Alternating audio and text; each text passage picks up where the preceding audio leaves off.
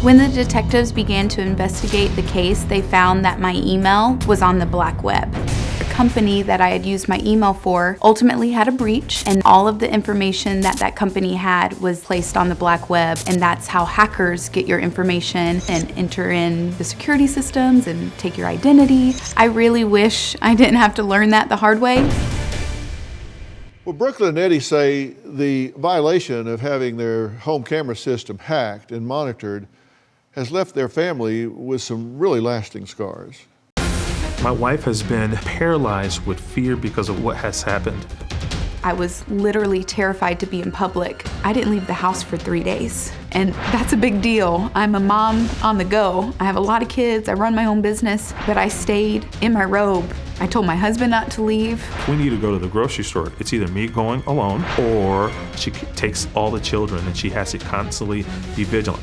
I don't know who these people are. I have this fear that they are anywhere and everywhere. So when I go to the grocery store, I don't know if they're following me, if they're there waiting for me, and it's this constant fear of the unknown. Hackers have affected my job, that I don't feel comfortable traveling any longer. I'm afraid for my wife. I am afraid for my children. My daughter was the first person that these people contacted, and she was terrified. She wouldn't sleep in her own bed, and she sleeps with all the lights on. A couple weeks ago, we asked her to go brush her teeth, to go upstairs, and she started just crying. She was afraid, and we didn't know why. And then we realized it's because of the hackers. Normal people walk around feeling safe. And when you don't feel safe any longer, it changes absolutely everything. By the way, I don't think you guys are being melodramatic or overreacting at all, because I've really tried to think through this, where you're sitting at home and then all of a sudden a voice starts talking to you. And they know your name, they know a lot of information about you. And as I was saying, Kevin, you don't know how long they've been watching. No. You don't know what they've seen, you don't know what they know about your children.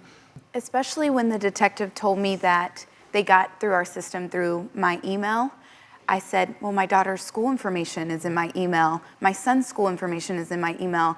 I kept them home from school because I didn't know what was going on.